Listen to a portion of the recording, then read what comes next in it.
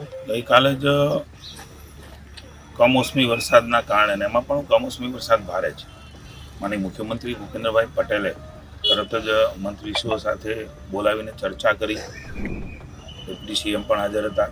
માનનીય હર્ષભાઈને નક્કી કર્યું કે જે જિલ્લાઓમાં વધારે વરસાદ છે ત્યાં તાત્કાલિક મંત્રીશ્રીઓ પહોંચી ગઈકાલ રાતે જ બધા એ વિસ્તારમાં પહોંચી ગયા છે. જેમ કે આજે હું ભાવનગર આવ્યો છું એમ ગીર સોમનાથ અને જુનાગઢ, વાજાજી અને અમારા અર્જુનભાઈ મોટવાડિયા એ પહોંચ્યા છે. અમરેલીમાં કૌશિકભાઈ વેકરિયા પહોંચ્યા છે. નરેશભાઈ તાપી, જયરામભાઈ પહોંચ્યા છે.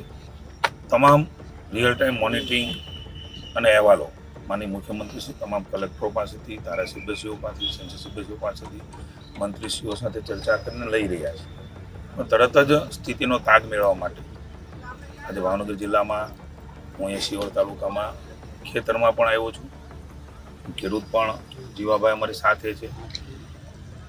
કુદરત રૂટતી હોય છે ત્યારે આપણે જાણીએ છીએ કે ખૂબ મુશ્કેલી હોય છે, પણ સરકાર તરીકે સધિયારો આપવા, સમજવા અને કેવી રીતે એને સધિયારો આપીને સહયોગી થઈ શકાય તે માટે થઈને માત્ર 5 જિલ્લા પૂરતા નીકળ્યા છીએ જ્યાં વધારે વરસાદ છે.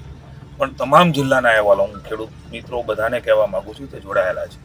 તમામ રિપોર્ટો, પ્રાથમિક અહેવાલો જે પણ મુખ્યમંત્રીશ્રીએ તાત્કાલિક સૂચના આપી છે એ આખા સ્ટેટ મોનિટરિંગ સેલમાં ઉપર નજર રાખી રહ્યા છે, ચર્ચા કરી રહ્યા છે અને કેમ શું થઈ શકે એના માટે બધી જ બાબતોની ચર્ચાઓ કરીને અંતે એ કેવી રીતે ફરી વખત ખેડૂત બેઠો થાય એની ચિંતા કરવાના છે.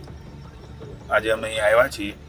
સાંજે કલેક્ટર ઓફિસે સમગ્ર જિલ્લાની ચર્ચાઓ, રિવ્યુ બેઠકો અને અહેવાલો એ પણ લેવાના છીએ અને ભવિષ્યમાં પણ શું થઈ શકે એની પણ વાત આપની સાથે કરીશું.